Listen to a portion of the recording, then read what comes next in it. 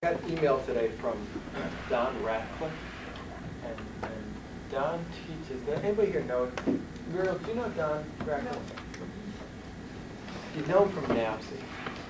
He teaches, I want to say Call Falls.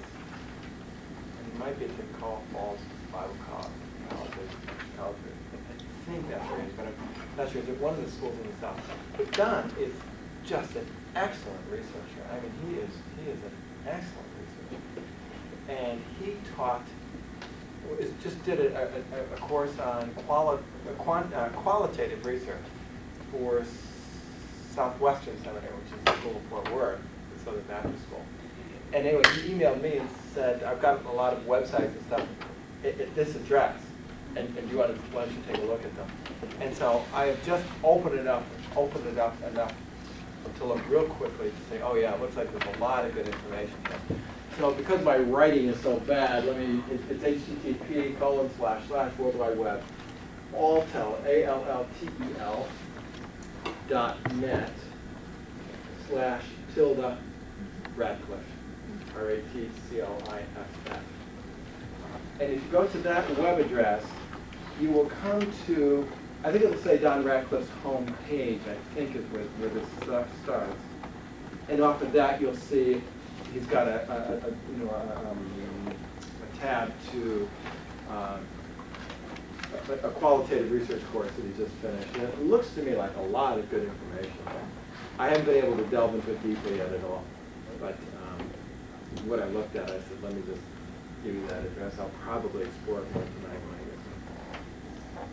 So that's what that web address is. Muriel's going to come and debrief for a while with you folks. We're going to kind of play tag team. Here, why don't you just stay there? Okay. Got the enemy right there. Yeah. You are going to just take a few minutes,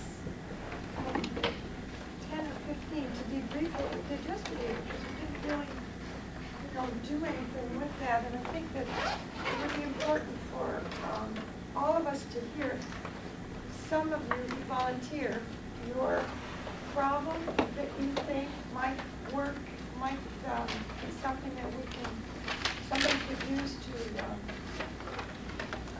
solve through ethnographic research or ethnographic techniques. So I'm just going to open the floor up to you and ask some of you, if you'd like to volunteer, what were some of the issues you were thinking about, and how do you think ethnographic techniques might open that problem up for you, solve that issue? Gabriel. Akira and I were talking about the issues, and it happens that we have the same issue, but it's a different approach, I would say. But it's a family issue. And my concern, and is not necessarily an area of interest. Maybe my interest is because I would like to do something for that concern I have. But my concern is basically the families, Hispanic families, who come to the United States like first comers, and then the process that they go through consciously or unconsciously, and there's, I wrote some things here. So identify the area would be like a family issue. Hispanic. Hispanic in this case, yes. And then maybe the focus would be on cultural assimilation in the States. And it says the research problem maybe could be the cultural shock and traumas, challenges, advantages time of assimilation.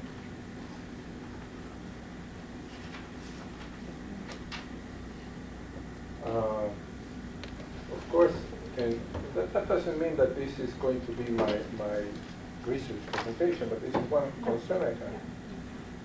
And basically, the findings of this research really can help parachurch organizations. Like maybe I was thinking in World Relief even, in knowing more about what the Hispanic family goes through when they arrive to the United States. In order to do what? In order I would say to provide two things. One is to probably design a path for, I don't know if we can call it, but at least a better way to assimilate than the current one. And I am assuming the current one is none, because at this point families, and maybe this is my ignorance, maybe I don't know if there is actually a path in which the families can go through, but I know that there's a lot of counseling going on with refugees and families that come to the States in search of a different way of life. So that will help us give us a path, but also it will give the parachurch organizations a point to start, where to start, you know. And it would be also, it will give some different perception of what the families need. Sometimes churches want to do things for families, but they don't know what to do. And they sometimes they say, well, and I'm telling you, this is a project I heard in a church. They were trying to buy furniture for people, especially a family from Bosnia. And I say, well, don't buy furniture. There are organizations already who give furniture. And you know, so that would be silly or lack of research to go and buy furniture, because there is an organization there. Maybe it would be better to give that money to that organization, and then the organization will not only give furniture, but also another a set of services. Yeah. Okay, good. Let's And in terms of the research tool, you really went into a lot of detail. we weren't sure about the tool. Yeah. Maybe questionnaires, maybe interviews. We weren't sure. I mean, That's something if you have to. I guess social research methodology will help with this. I haven't taken that course. He's talking about social growth foundation. 21. 921, I think. Oh, 921, research design. Which is that the one? Social science, research. Social science research. Hey, someone else want to tell us about, go ahead, Karen. Yeah, just to step in and say, there is embedded in here a certain assumption that isn't necessarily a bad one, but we have to name it. Can you, or maybe there's a couple of assumptions. There's one that's jumping out at me anyway.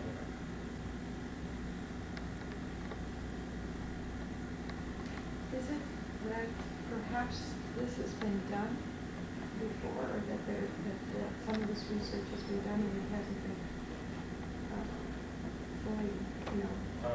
fully, shared? Is it the assumption that what is being done is wrong?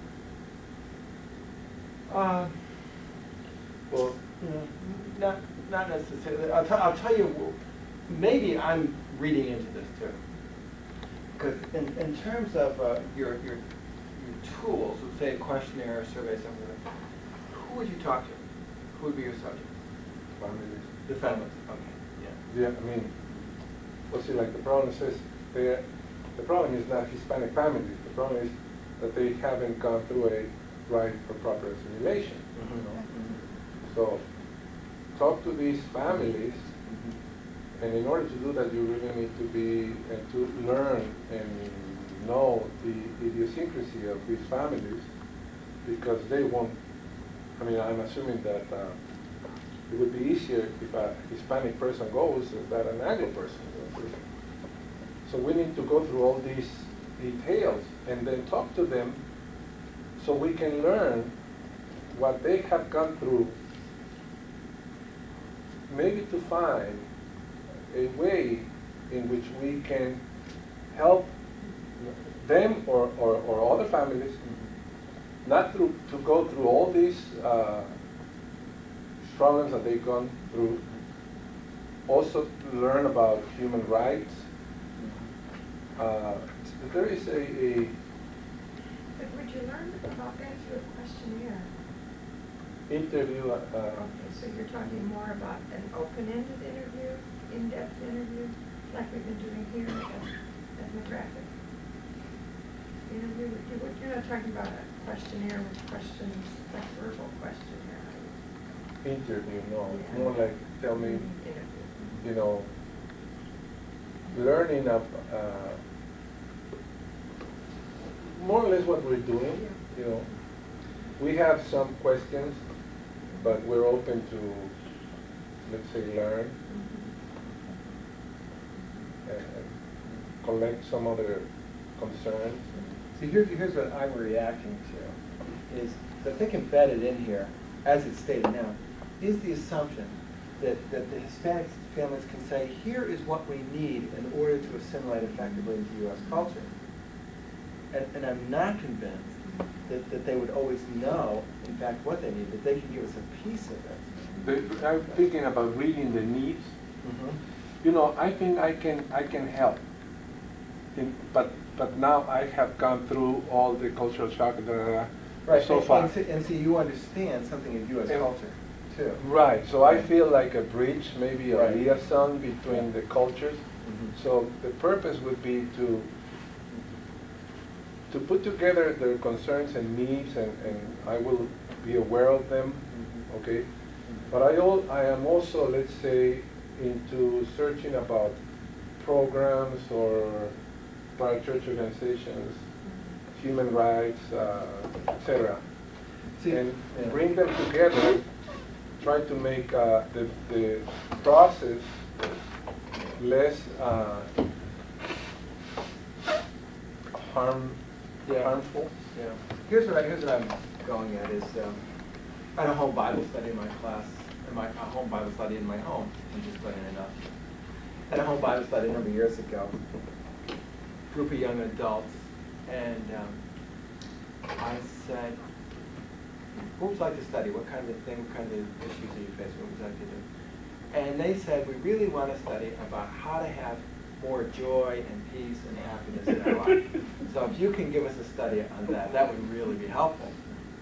Now they were telling me as best they knew what their needs were. You see.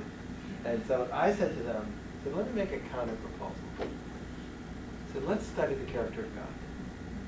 Let's see if we can find out what God is like. And I said, I think that's where a lot of your answers may lie. I could go on with stories forever. But I think that what could happen is that they can give us a very good piece about, here's what we're experiencing, here's the frustrations we're feeling. But I would feel uncomfortable with them saying, and here, therefore, are the steps that we need to help us through it. You know, so that was, I just wanted to unwrap this. We don't want to have that assumption. But isn't that true, Perry, of most ethnography is that you don't really come up with a big solution so much as you unearth the problem a little more and you understand it better, and the solutions come later from Right. elsewhere. But the solution isn't always embedded in your findings Right. in ethnography. Yeah. It would, I've seen enough people try to design things where they're gonna try to get the solution from these people. Yeah, that's what and sometimes there's the assumption that they will know exactly what they need. In cross-culturally often, you have no idea what's happening. Exactly. You know, when you're in another culture, it's so new. Does that make sense to you, Gabriel? Another problem, another issue somebody thought would work well with an ethnographic. Can you go back and talk about the dissertation that you sat in with the interviewing just the 3 teachers? Uh-huh. Can you Yeah, because that's a link to the I next wanna- piece that I want to do. get back to that? Okay. What's, It just seems to me like that's not going to be. I mean, I know Ted says that we need to like focus in on, but that almost seems like it's too focused to just do 3 interviews to get. I don't know. It doesn't seem like there's random enough. it's not randomness, it's what? Completeness, So that, I don't know, it just doesn't seem like that's going to be. yes. Okay. That would be my first hunch. Tell me why it's not going to be completed.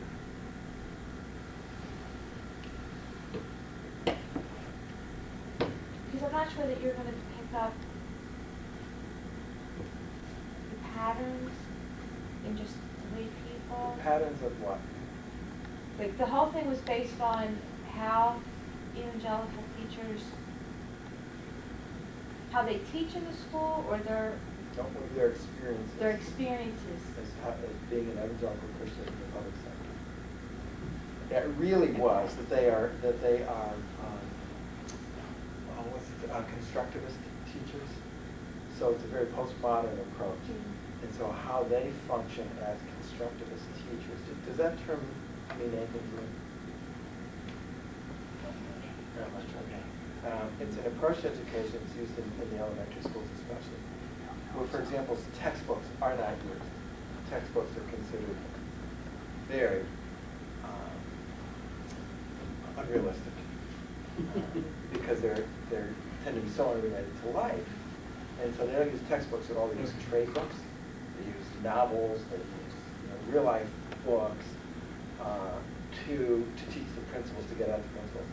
And what they're doing is really the teacher is constructing her own curriculum, and the students are constructing their learning experiences. So it's highly individualized. When parents come into a constructivist classroom, it looks like many times like chaos, because the kids are all over the place, all doing different sorts of things. It's a highly individualized approach to education. And so the real issue that she was after was evangelical teachers who take this constructivist approach to education, and evangelical faith, which tends to push us into a much more structured worldview and approach to things, and this constructivist approach to education, which is so diverse. How do they really relate together? Now, the interesting focus of this dissertation, the way the whole thing twisted, was that these teachers got along fine in the public sector, being known as evangelical Christians. Their problem was in their churches. And the churches didn't accept them. And the churches, and they had painful stories of having to defend themselves as public teachers, as Christian teachers in the public sector. The public sector or in a constructivist environment? Well, they actually- When the church is upset about. Actually, both. Because a lot of people know that the constructivists, that they knew that they were public education. How can you be in that godless public school while you're in a Christian school? Yeah. But you're concerned it's only 3. And I still want to push you on what's your concern? Okay, only 3. I'm not sure, but something about that. Okay, can anybody name it for? Doesn't sit right. Okay, can anybody name it for her? What's her concern? Because I'm thinking more quantitative, that it's got to be No. numbers. and You're just thinking like a researcher. I think perhaps she's thinking that there will not be enough data to generalize. Right? Exactly. Because 3 may not be what? Representative of the full population. Right, exactly.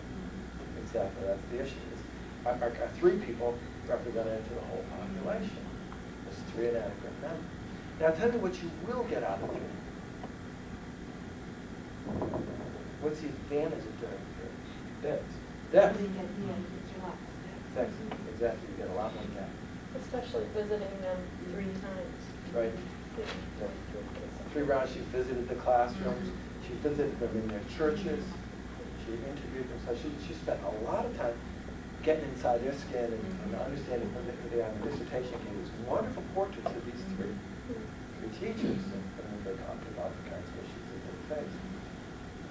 But the next question is, but can I generalize from them?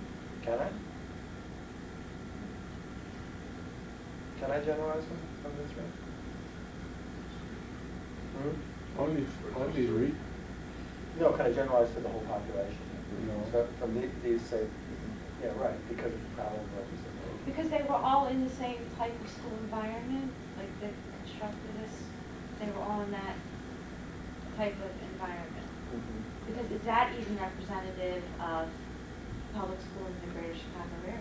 No, I mean, but what she defined was I want evangelical teachers who would take a constructivist stance to education and teaching in the public sector. On that basis, I think you can generalize Generalize. just from that particular framework. We could, yeah, right. Yeah, to whom? You're probably going to need a larger sample. And here's the point, or just the piece that we want you to see now, is that what ethnography does well, if it's done well, is it goes deep. It will go deep. But the problem is, it's a time-consuming process. To give people room to talk and to give yourself room to see means you can't do a lot of it. And what we're after is to ultimately to build a hypothesis and then try to test it out and to get a broader picture. That's the research, the way research is going to move. And so I have to be able to make a move from an ethnographic approach to a means of covering a broader number of subjects now so that I can have a greater generalizability. Now, what happens with a lot of people is, a lot of researchers that are maybe naive in their research approach is they get an idea. You know, I want to get a picture of this or that. So they construct themselves an instrument, a questionnaire, a survey, and they construct this out of their imagination, out of their intuition, out of just their own. I mean, sit in a room by themselves basically, and we'll construct this thing. So, and then say, I'm going to send it out. Send it out to 5,000 people. 5,000, and that ought to be a good number. Even if I only get 4,850 back, I'll probably still have enough to. But send out this huge questionnaire, but it's asking the wrong question. Okay. The reasons it's asking the wrong questions is they haven't done the first step. And the first step is the ethnography.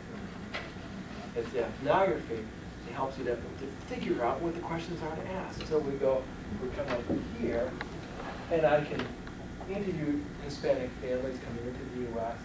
and get some sense about cultural issues and the problems they face, and get a picture of it.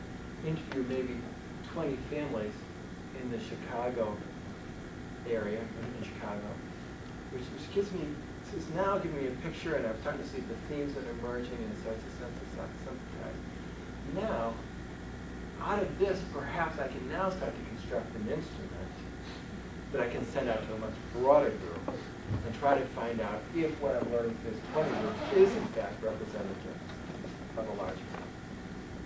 Or you take Bill's study. He starts out with the Western denomination. Not because they're better or worse than everybody else, because that's where his entree is. I've got a conference, I can start talking here. I can get a picture here.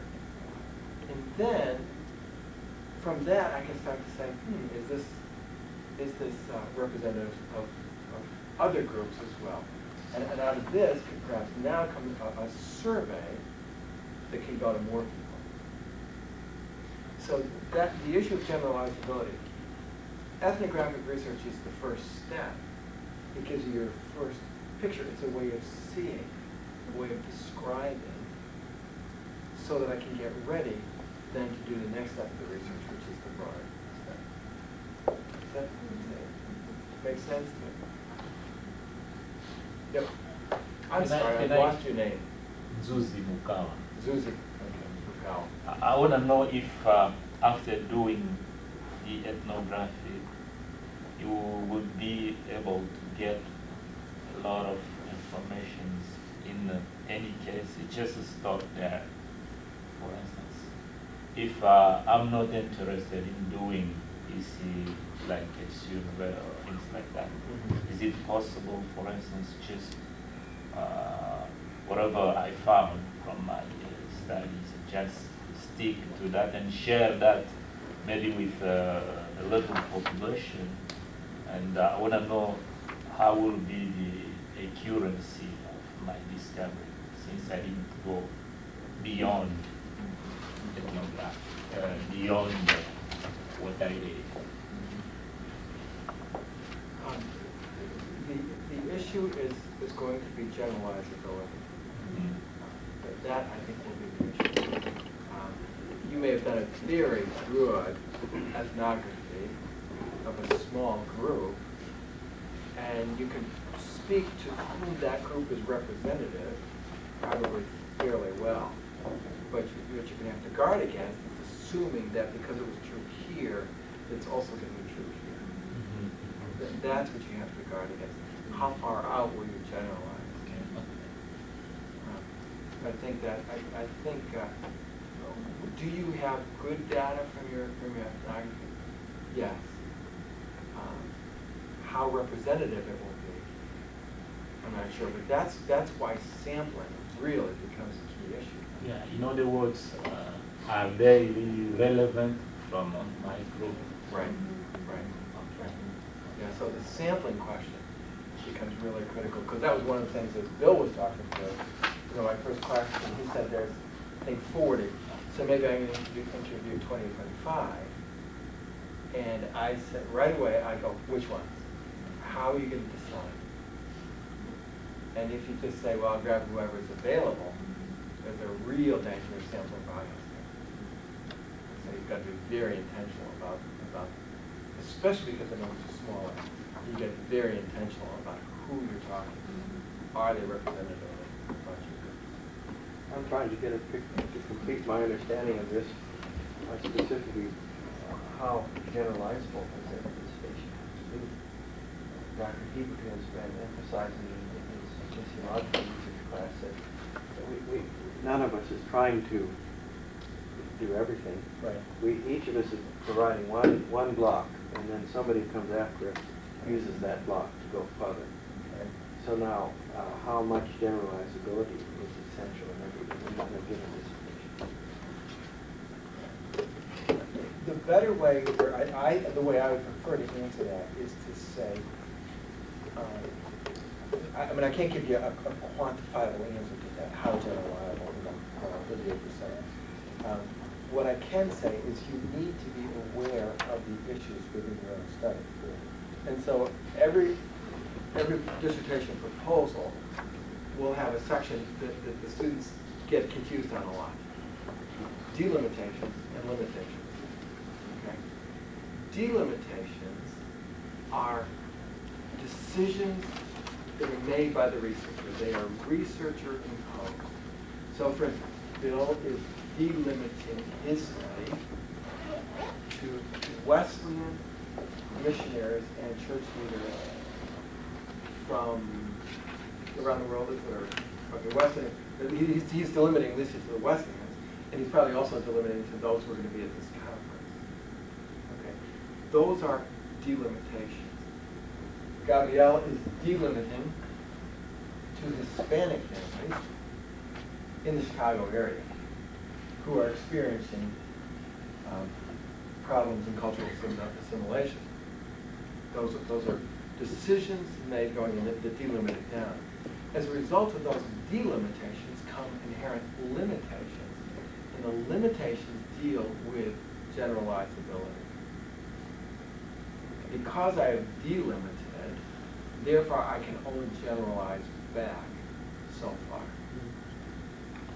So that's it. And the key issue is to be aware of your delimitations and of then the limitations in terms of generalizability. So if I handle those two all right, then I'm all right. Right. Even if I only do 3 people and never send out a questionnaire, Right.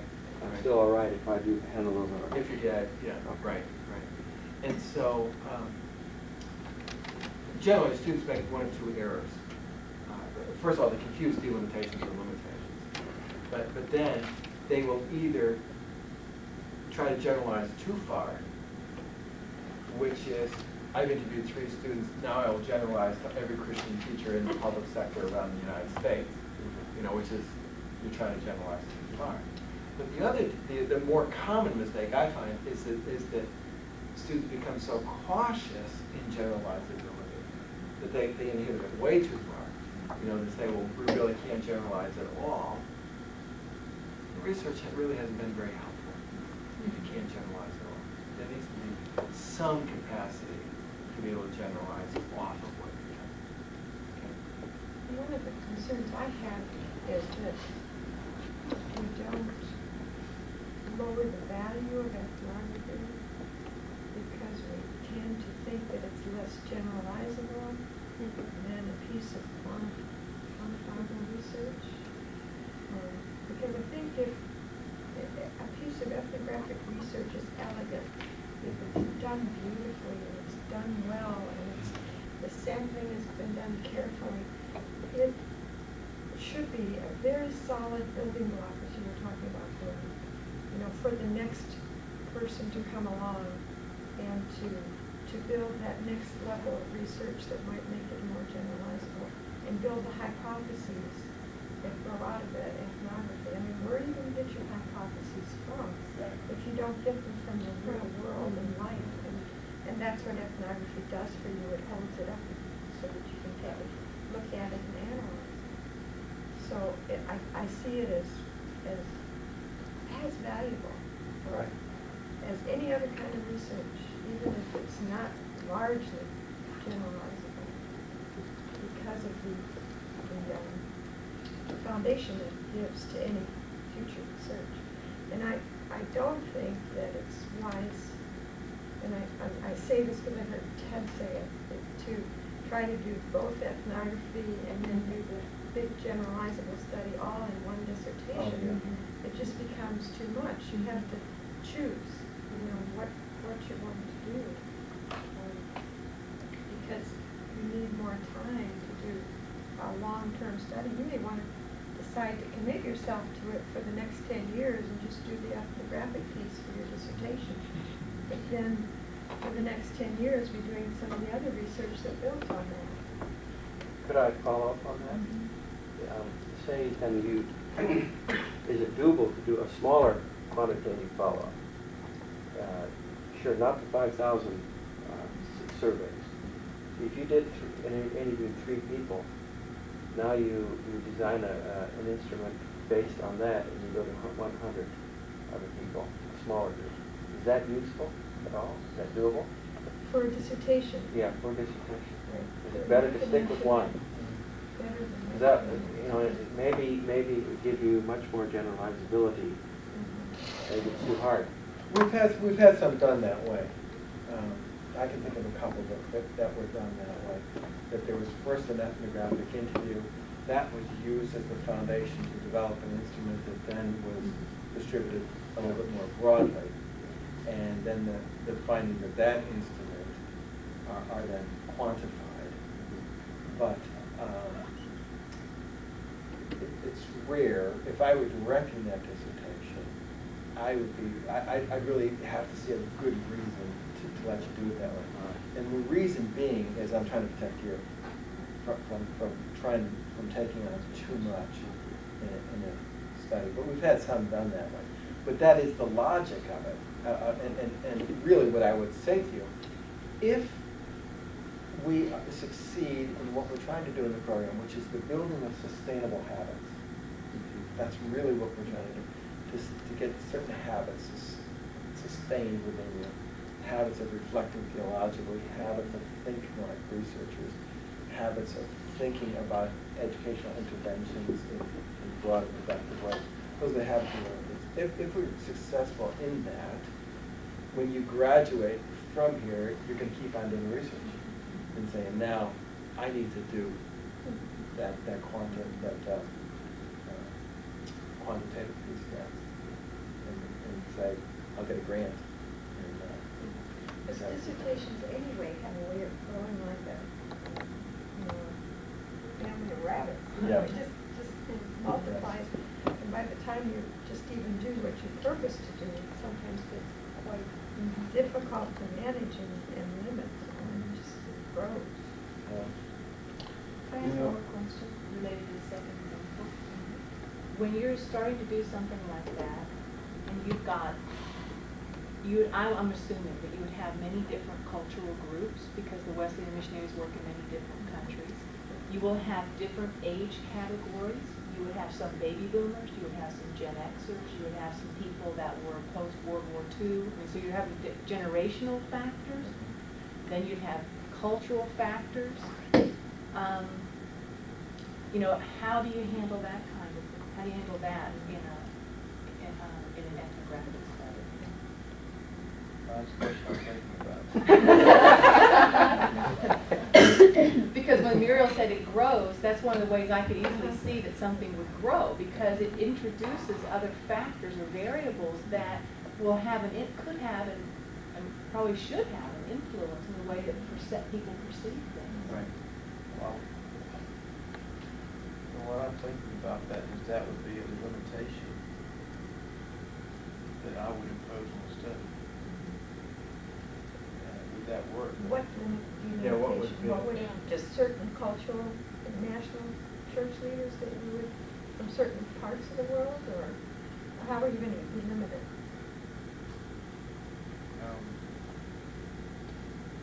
Well, by saying is this is made up of these samples are made up of those delegates attending this conference.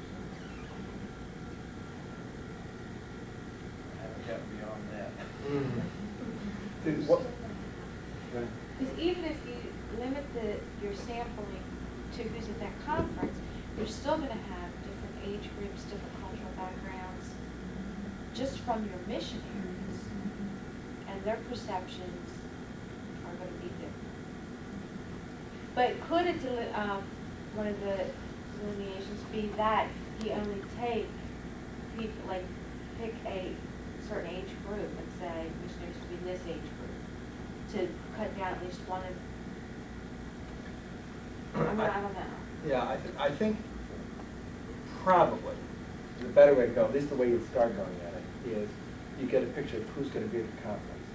And you start asking, what are the sectors that are represented in this population? I've got a whole Gen X group. I've got this group that's near retirement. I've got these kinds of cultures, or these are the nations that are represented. And so you get that picture of the population. Then you say, now how do I make sure I draw a sample from each one of those that they all get represented?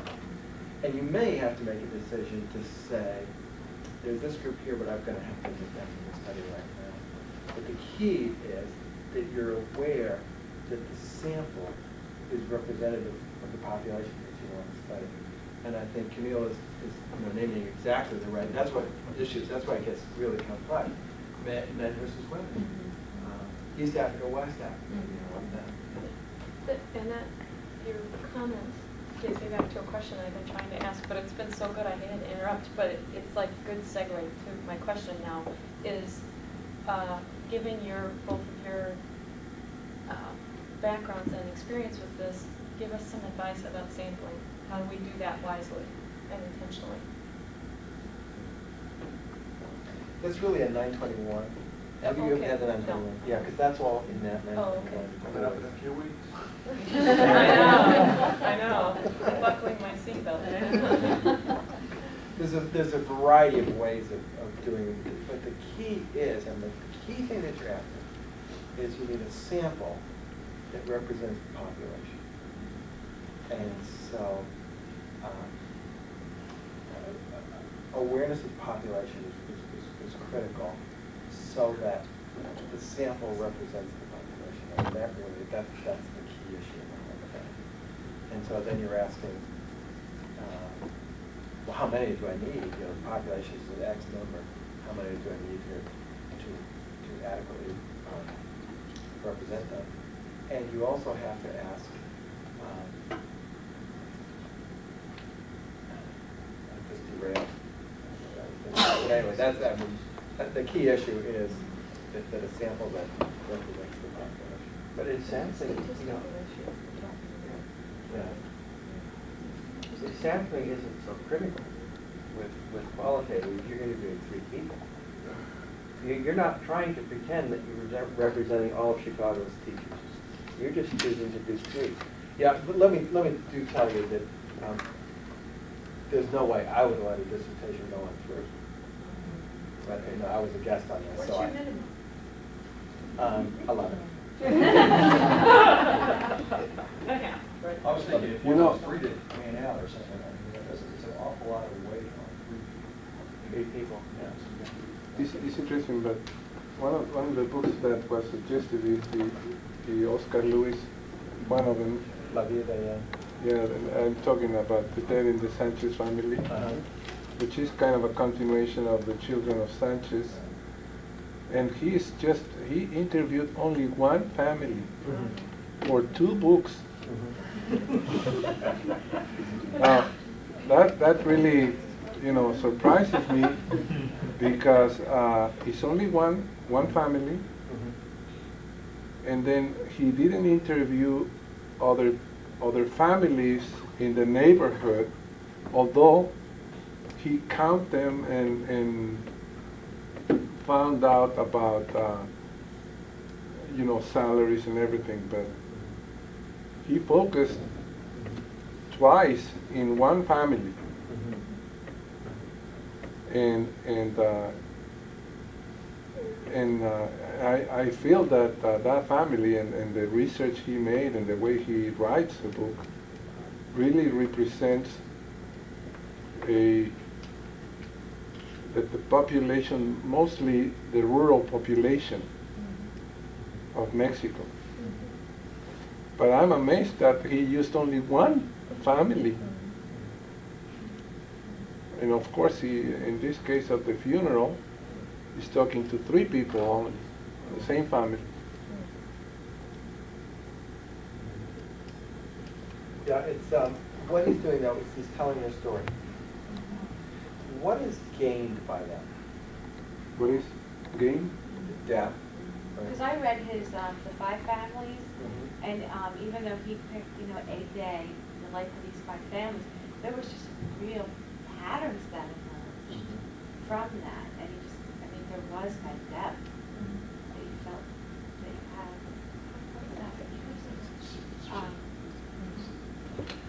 I'd like to make just a couple other comments about some of the things we've been talking about. Going back to Bill's issue of delimiting the study and the suggestion maybe we would cut out a culture or 2, cultural group or 2 or something like that. I would really be concerned about that too quickly. In other words, before you ever get to the conference, I would hate to see you say, well, I don't think I'm going to interview anybody from West Africa because I just can't handle all the cultures that are going to be there.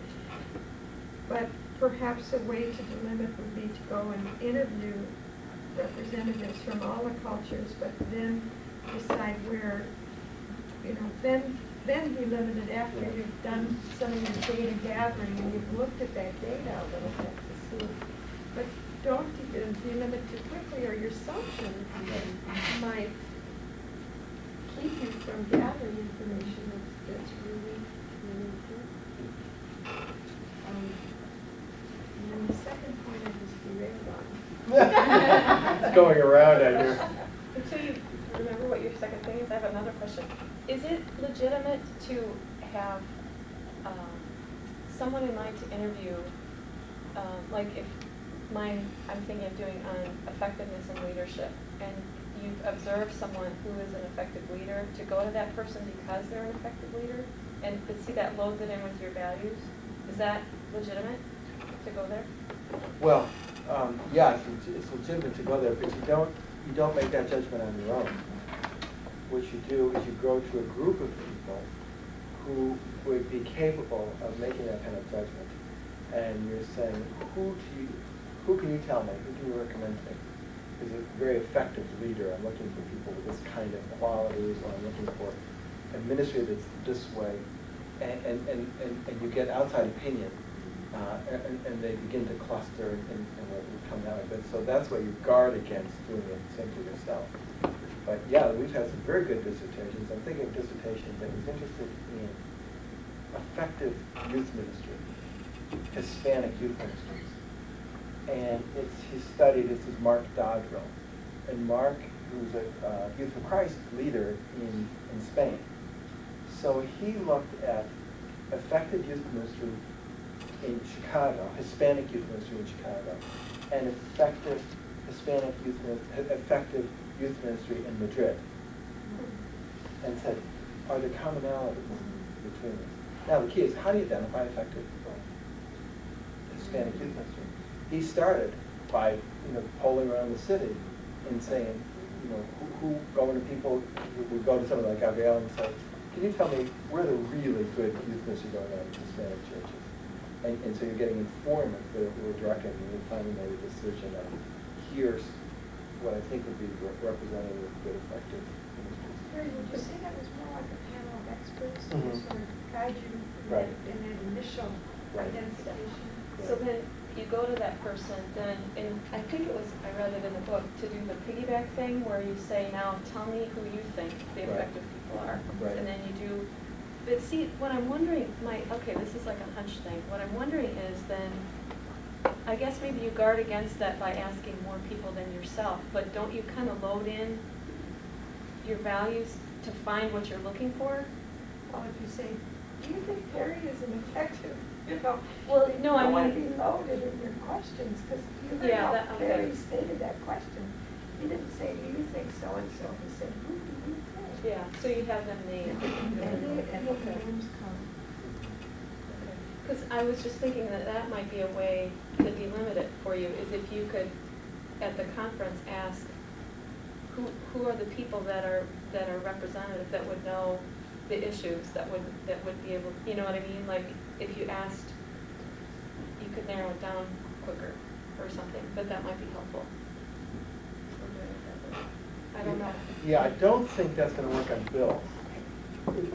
That can be a way to go, but on this one, because he's simply asking, what are the perceptions? Okay. It may be that especially some of the ineffective people, those are the ones who really going to have to get some perceptions right. So I would be careful on that approach. I think what he wants is, I think what Muriel said, which was really right, that what he wants is broad cross-section, as he can be in it.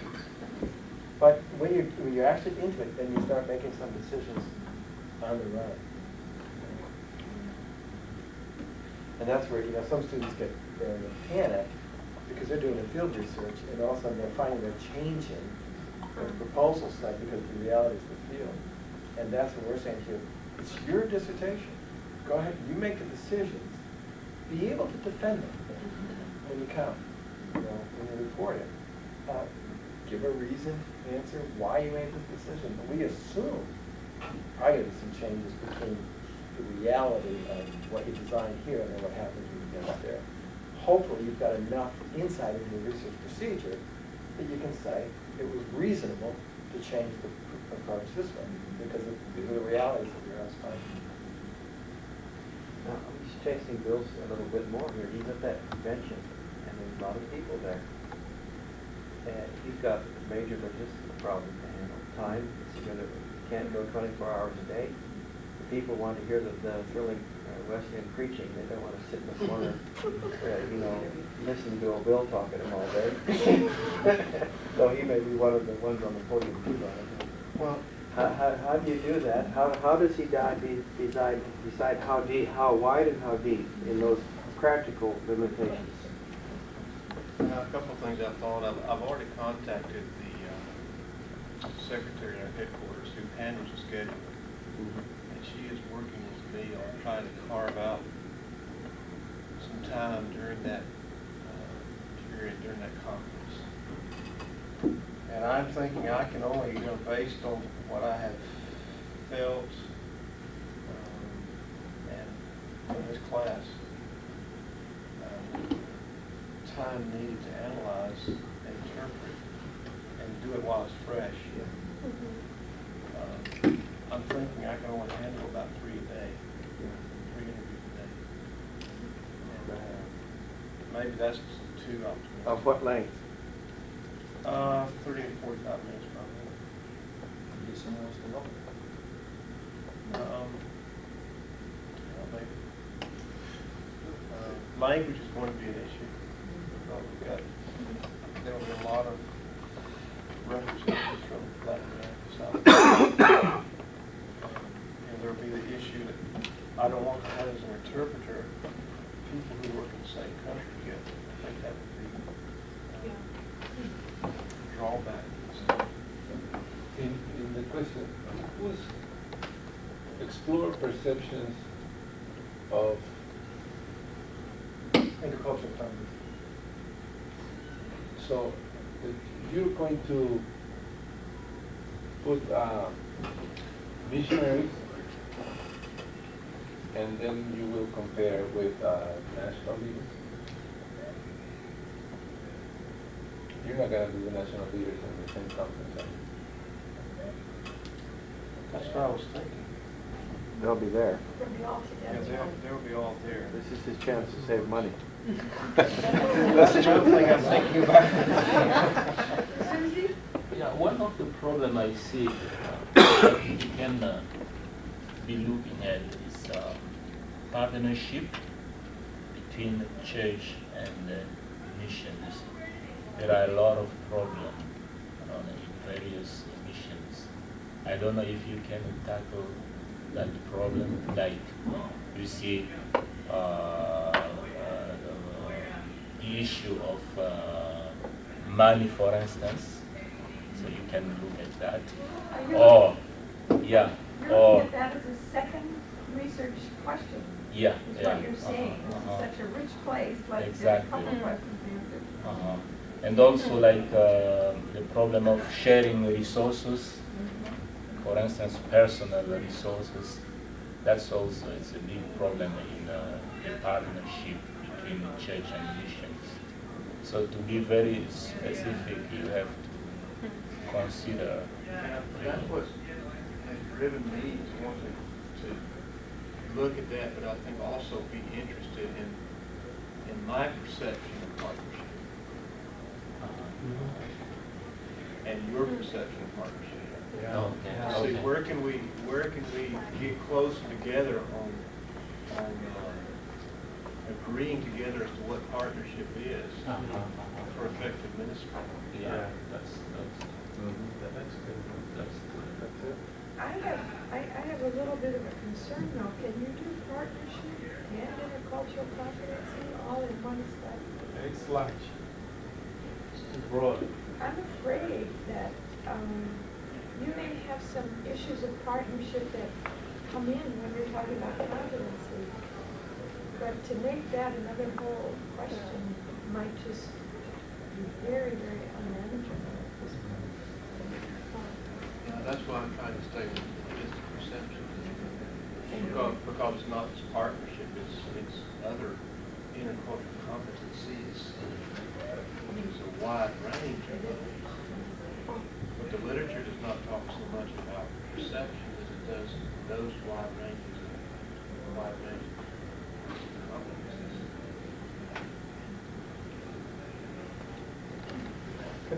Let me come back to the practical question. I think it was Gordon's question about the reality of those are conference. How long is the conference a week? Well, they're there for that, for where I would have the most access to about 10 days. 10 days. Okay. Because there's two values that we're trying to hang on to simultaneously. The one value is research.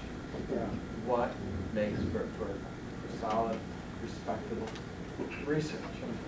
And the reason for that, I mean, the reason why you hang on to that value is because we're trying to seek after truth. And so you can't do it in a sloppy way. You have to do it well. So there's one value. The other value is convenience. And I don't, maybe there's a more elegant way of saying it, but the truth is, Bill, last time I checked, he wasn't rolling in money. Feasibility. Yeah. And efficiency. And efficiency and so on, yeah.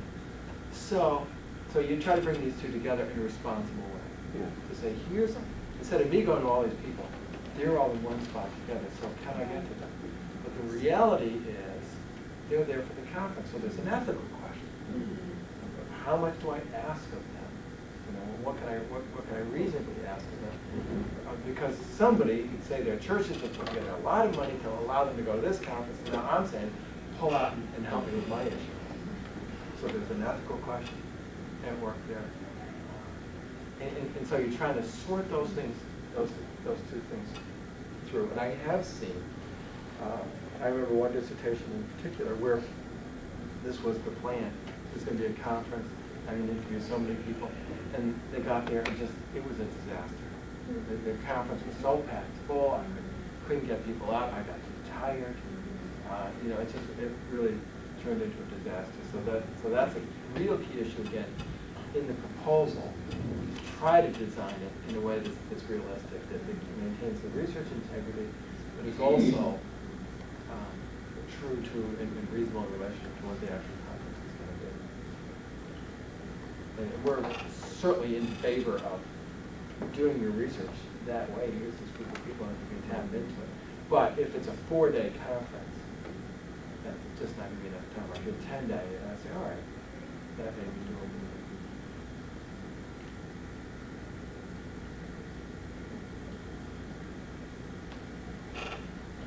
Ask one more question. That asked way back earlier on in the class, and I think it'll sort of help us. I just want to make sure that we're all on the same page. Remember when she challenged Gabrielle and Akira? She challenged them about how they're going to answer the question, why do people go to Willow Creek? By only picking one small group and interviewing in that group. You know, now after all our discussion here, can you tell me why it was okay for them to take that one small group to do that research?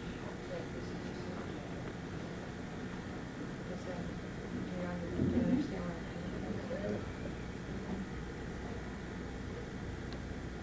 I think because what is important is to get the what we call the emic perspective.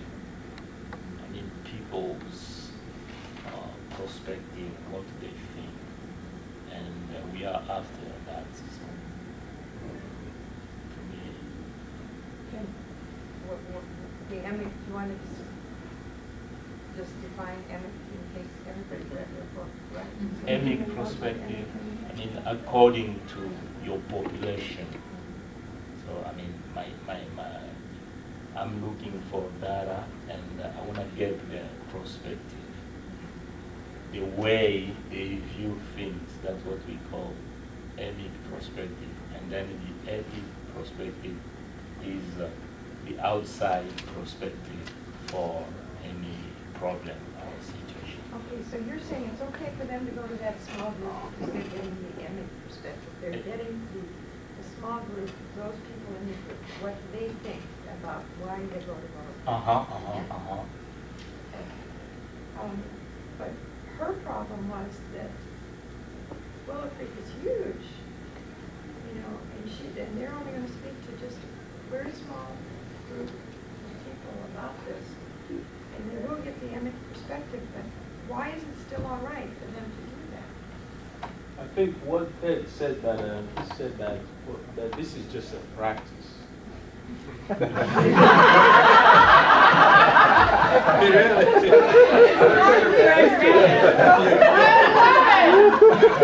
the dissertation thing, that's like practice. No, Ted said this is a practice, so that's why, actually, yeah, that's why he said when she addressed this issue, that it's not necessary. You know, in this case, it's not necessary. In this particular case, so because it's just. Well, let me just change it a little bit. Okay. What if this were their dissertation? Would it still be all right for them to go to a small group and do an ethnographic study? Yes. Why? I think it's you're naming themes and you're getting data that'll go deep, and you're not expecting that it will necessarily have to generalize. Is the point of it, because that you're asking a quantitative question of qualitative research. Yes. So the whys don't line up.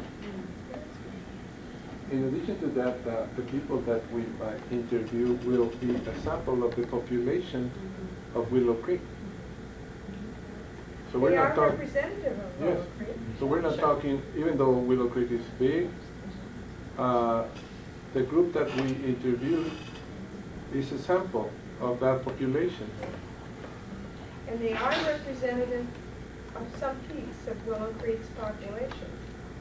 And so it's perfectly, if you were to go to another group and try to interview them about why people go to Willow Creek, that wouldn't be good for the ethnography, but it's okay. And I think Debbie's point is that you're going deep, and we're not concerned. Well, we are concerned, but only to a limited extent for generalizability at this point. To be generalizable, to answer that question so that we could generalize the whole population, we have to do some kind of a survey, some kind of qualitative, based on some of the hypotheses that come out of their story. So they what? They limited research. That's right. They delimited their sample, but it's still a very elegant and viable sample because they are representatives of Willow Creek. Our people that go there. No, I don't want to get into the things that we found. But, tomorrow. But this group also represents the philosophy of ministry. You know, and to me it's like an embassy, you know, that represents a country in which, you know, that embassy. So you're saying they're more highly representative of Willow Creek? Is that what you're saying? No, as valid as talking to anybody from Willow. Okay. Because you may go to group age, because there is a group age for that. But I'm assuming that there is an adult or couples or whatever.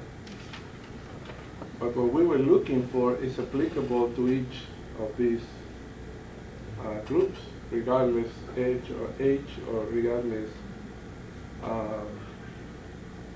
status. And it may not give you a full picture, but it's giving you a picture. A real picture. A real picture. A real picture. One thing that I was thinking about, and I did step out from the issue, but I'm back on Bill's for a second, which is one thing he has to look at by going to the conference and interviewing people there. You have to ask, who did not come to the conference? Okay. Who's being admitted? Which is the same question here on the Willow Creek issue. Is I think you're right. You get a real picture, but you also know there's a bunch of people that weren't looked at, and why. Yeah. Well, in the book it said you can make generalizations to similar groups. So Right. this is a group that is so different that you probably can't generalize or whatever, you know. is what I read in that. And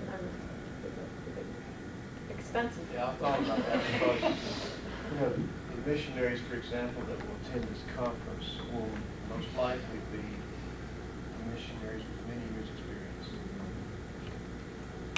And so that their perceptions have changed over the years. I think it's safe to say. Or got locked in. Or got locked in. And that's You know, safe to say. So that kind of study, you know, I'd like this study to be very helpful to new missionaries going there. There are pluses and minuses on both sides of youth and experience. And you'd have to think about them all. It seems like that's a real tension about, you know, the more significance that you would like to see your study have, or the more impact you'd like to see it make. That you want to see, my desire would always be to see, well, how did that relate to that? I mean, even going over to the Melton Dining Hall, you know, we could have restricted it to one meal. But immediately I wanted to see, well, we both wanted to see what's happening at breakfast, lunch, and dinner, you know, so that we could observe if there were any significant differences between those two gatherings. And we actually, I mean, we don't want to tell too quickly what our findings were either, but you know, I mean, that we found significant things that were different. We wouldn't have seen those if we had delimited it too much. So that seems like that would be a great tension in designing a dissertation. And we're talking only or mostly about missionaries. But when you talk national leaders, you know, you have a variety of, you know, from the top dogs, you know, and then down, who you're going to talk to. The guys who have more time as national leaders, or the ones who are just starting, they have different understanding. But at this conference, it's going to be all top dogs, isn't it, primarily? So that's another orientation, I suppose, at that point of research. It could be, I don't know. That'd be interesting, though. Yeah. I don't want to be too crass on this, but it could be, too, that there'd be some national leaders who are so frustrated with the missionaries and the national, with the missionaries, say that the last place I want to go is to that conference. You know, and they may be the ones whose perceptions Bill really needs, and they're, you know, saying, no way am I going to that thing. I can see the people going to the conference more likely to be tied into the philosophy of the church leaders. They were chosen because they're the good guys. And now the other thing is, are all the missionaries going? All the missionaries are going? Or just the mission field representatives, which is another, you know, because the representatives of the mission field really sometimes don't represent the other guy. You know. Isn't that the beauty of ethnography? One isn't really trying to get the perfect sample like you do, you know, for a quantitative study. What you're trying to do is find out, what do these people think? Yes. And that's what Bill's got here. He's got a group of people to go find out, what do these people think? Yeah, the key As long issue. as he recognizes everything. Right, because the key issue, because when we say what's behind this, is he's got a hunch that there's this continuity going. So what you got to get at the right people to get at that fundamental question that he's had. So that's where in chapter 5 of the dissertation he's going to discuss further studies that need to be done, or the study came out this way, and a possibility, the reason it came out this way could be because I did it at this conference, and these are the sorts of people I got at this conference. You know, and I remember once that I heard that, you know, peanut butter leads to depression, and then the samples were taken from a penitentiary, you know, and so it's like you know that you're going to find depressed people. You know, the other thing is just to find out if they eat peanut butter. You know? So the same thing could happen here, you know. Who's going to that meeting? Because the people that are going to be in that meeting, you know, we just because they are in that meeting, we can find some patterns. so we can blame it on the peanut butter, you know what I mean? But the real guys, as you say, or the other missionaries who stayed on the field, they might have a very important piece. But the thing that we have But to be. yeah, Go it's ahead. just local, you know, as we say, it's just the outcome of this specific research in that conference. Yeah, exactly. And what we have to keep remembering is that we're not drawing cause-effect Right. relationships here. What we are doing is descriptive research. That's what ethnography is. And we're describing a slice of what we define, the perceptions at this conference among these kinds of people. And not only is he going to describe the conference, but he's going to describe each person he interviews too. You know, where they're from, how old they are, so that in the data, you know, it's there for people to see and draw some, you know, inferences too. Wouldn't you have to clearly state in the point the board made that dissertation you were serving on as a committee member, it was 3 people, and that limits that certain limitations to that. You know, it was interesting in my denomination. There's this effort from National to reach some pastors. They most likely will not go to the annual meeting. So this guy made a dinner at the Leadership Summit in Willow for all, you know, these pastors from our denomination who are attending Leadership Summit. And he got a good sample from there, because these guys will go to Willow to the Leadership Summit conferences, but they won't go to the conference from the denomination. And that may be another whole piece of ethnography that has to be done here, of people. that Yeah, the know. pastors who are not attending this conference. We're having one down the road as well, though. Yeah, the radicals got So go to Willow instead. Yeah. Linda just came in, so it's probably a good time to take a break. I noticed her coming. Yeah, so.